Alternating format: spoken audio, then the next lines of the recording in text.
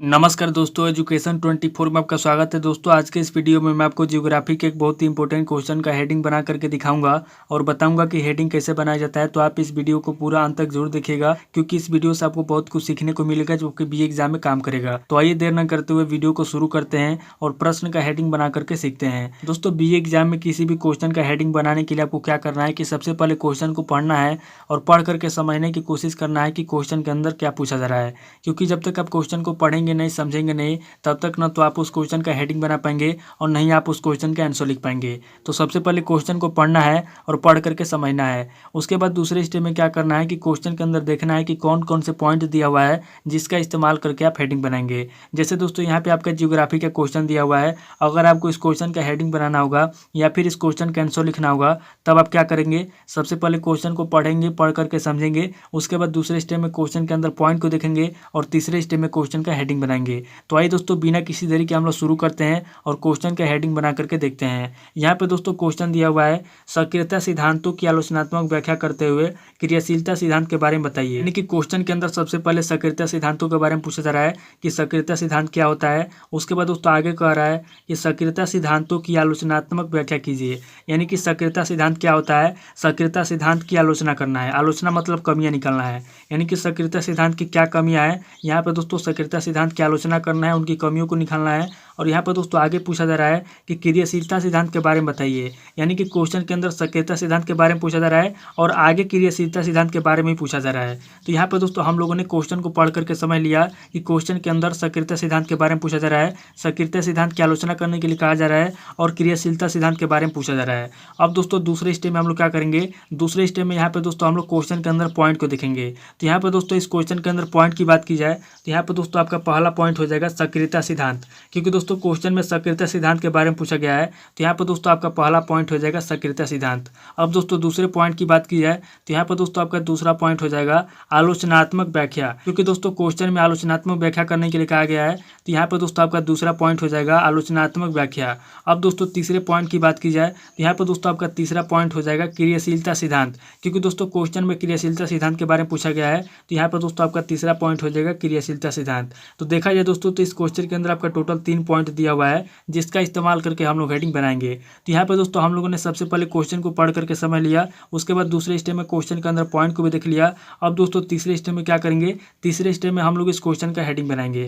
तो यहाँ पे दोस्तों इस क्वेश्चन का पहला हेडिंग हम लोग क्या लिखेंगे, तो दोस्तों मैं आपसे हर वीडियो बताता हूँ कि किसी भी क्वेश्चन का पहला हेडिंग या तो परिचय लिखेंगे, या तो परिभाषा लिखेंगे, या तो प्रस्तावना लिखेंगे, या तो भूमिका लिखेंगे। चूंकि दोस्तों ये जियोग्राफी का क्वेश्चन है, इसलिए हम लोग क्या करेंगे, सबसे पहले इस क्वेश्चन का भूमिका लिखेंगे।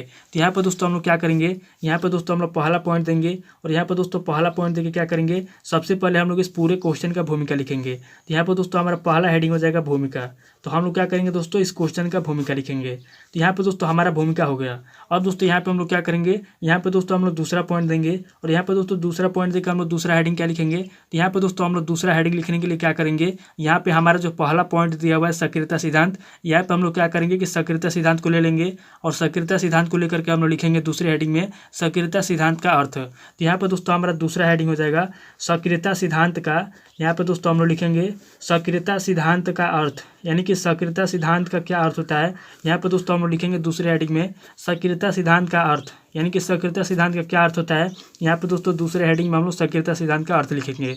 उसके बाद दोस्तों हम लोग क्या करेंगे, यहाँ पे तीसरा पॉइंट देंगे और यहाँ पे दोस्तों तीसरा पॉइंट देकर हम लोग तीसरा हेडिंग क्या लिखेंगे। तो यहाँ पे दोस्तों हम लोग तीसरा हेडिंग लिखेंगे सक्रियता सिद्धांत की आलोचनात्मक व्याख्या। यानी कि हमारा जो दूसरा पॉइंट दिया हुआ है आलोचनात्मक व्याख्या, हम लोग क्या करेंगे, दूसरे पॉइंट को ले लेंगे और दूसरे पॉइंट को लेकर के हम लोग यहाँ पे तीसरे हेडिंग में लिखेंगे सक्रियता सिद्धांत की आलोचनात्मक व्याख्या। तो यहाँ पे दोस्तों हमारा तीसरा हेडिंग हो जाएगा सक्रियता सिद्धांत की। यहाँ पे दोस्तों हम लोग लिखेंगे सक्रियता सिद्धांत की आलोचनात्मक व्याख्या।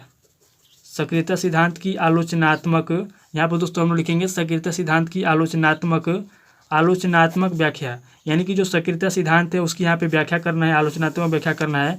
यहाँ पर दोस्तों हमारा तीसरा हेडिंग हो जाएगा सक्रियता सिद्धांत की आलोचनात्मक व्याख्या। अब दोस्तों यहाँ पे हम लोग क्या करेंगे, यहाँ पे दोस्तों हम लोग चौथा पॉइंट देंगे और यहाँ पर दोस्तों चौथा पॉइंट देकर हम लोग चौथा हेडिंग क्या लिखेंगे, तो यहाँ पर दोस्तों हम लोग क्या करेंगे कि फिर से हम लोग क्रियाशीलता सिद्धांत को ले लेंगे और यहाँ पर दोस्तों क्रियाशीलता सिद्धांत को लेकर के क्या करेंगे, यानी कि हमारा जो तीसरा पॉइंट है हम लोग तीसरे पॉइंट को ले लेंगे और यहाँ पर दोस्तों तीसरे पॉइंट को लेकर के हम लोग चौथे हेडिंग में लिखेंगे क्रियाशीलता सिद्धांत का अर्थ। यानी कि जो क्रियाशीलता सिद्धांत है, क्रियाशीलता सिद्धांत का क्या अर्थ होता है, यहाँ पर दोस्तों हम लोग चौथे हेडिंग में लिखेंगे क्रियाशीलता सिद्धांत का अर्थ।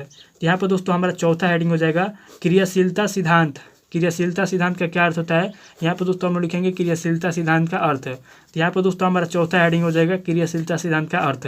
अब दोस्तों क्या करेंगे, हम लोग यहाँ पे पांचवा पॉइंट देंगे और यहाँ पे दोस्तों पांचवा पॉइंट देकर हम लोग पांचवा हेडिंग क्या लिखेंगे, तो यहाँ पर दोस्तों हम लोग पांचवा हेडिंग लिखेंगे क्रियाशीलता सिद्धांत की व्याख्या। यानी कि हम लोग क्रियाशीलता सिद्धांत की व्याख्या करेंगे। यहाँ पर दोस्तों हमारा पांचवा पॉइंट हो जाएगा क्रियाशीलता सिद्धांत की, यहाँ पर दोस्तों हम लोग लिखेंगे क्रियाशीलता सिद्धांत की व्याख्या। यानी कि दोस्तों हम लोग यहाँ पे पांचवें हेडिंग में क्रियाशीलता सिद्धांत की व्याख्या करेंगे। यहाँ पर दोस्तों हमारा पांचवा हेडिंग हो जाएगा क्रियाशीलता सिद्धांत की व्याख्या। तो यहाँ पर दोस्तों हमारा जो क्वेश्चन दिया हुआ है सक्रियता सिद्धांतों की आलोचनात्मक व्याख्या कीजिए और क्रियाशीलता सिद्धांत के बारे में बताइए। तो यहाँ पर दोस्तों क्वेश्चन के अंदर जो भी पॉइंट दिया हुआ है हम लोगों ने सभी पॉइंट को लेकर के यहाँ पे 5 हेडिंग बना लिया। अब दोस्तों क्वेश्चन के अंदर कोई भी पॉइंट नहीं दिया हुआ है, तो यहाँ पर दोस्तों हम लोग क्या करेंगे, जब कोई भी पॉइंट नहीं बचता है तो हम लोग क्या करते हैं लास्ट में दोस्तों यहाँ पे हम लोग निष्कर्ष लिखते हैं। तो यहाँ पर दोस्तों हम लोग क्या करेंगे छठा पॉइंट देंगे और यहाँ पर दोस्तों छठा पॉइंट देकर हम लोग क्या करेंगे, यहाँ पर दोस्तों हम इस क्वेश्चन का निष्कर्ष लिख देंगे। यानी कि इस क्वेश्चन का क्या निष्कर्ष निकलता है, लास्ट में हम लोग इस क्वेश्चन का निष्कर्ष लिख देंगे तो हमारा जो क्वेश्चन दिया हुआ है उसका हेडिंग कंप्लीट हो जाएगा। तो इस तरीके से दोस्तों आपको क्या करना है कि एग्जाम में किसी भी क्वेश्चन का हेडिंग बनाने के लिए सबसे पहले क्वेश्चन को पढ़ना है, पढ़ करके समझना है। उसके बाद दूसरे स्टेप में क्वेश्चन के अंदर पॉइंट को देखना है और तीसरे स्टेप में क्वेश्चन के अंदर जो पॉइंट है उसको लेकर के हेडिंग बना लेना है। और एक बात का हमेशा ध्यान रखना है कि किसी भी क्वेश्चन का पहला हेडिंग या तो परिचय लिखेंगे, या तो प्रस्तावना लिखेंगे, या तो परिभाषा लिखेंगे, या तो भूमिका लिखेंगे। चारों में से कोई एक लिखेंगे। सबसे पहले आपको चारों में से कोई एक लिखना है और लास्ट में आपको क्या लिखना है, लास्ट में आपको निष्कर्ष लिखना है। और बीच में आपको क्या लिखेंगे, तो बीच में दोस्तों आपको वही लिखना है जो क्वेश्चन के अंदर पूछा जाएगा। तो दोस्तों आज इस वीडियो को मैं ही स्किप करता हूँ और उम्मीद करता हूँ कि इस वीडियो से आपको बहुत कुछ सीखने को मिला होगा। अगर आपको वीडियो अच्छा लगा तो वीडियो को लाइक कीजिए, शेयर कीजिए और कमेंट करके बताइए कि आपको नेक्स्ट वीडियो किस टॉपिक के ऊपर चाहिए। थैंक यू दोस्तों।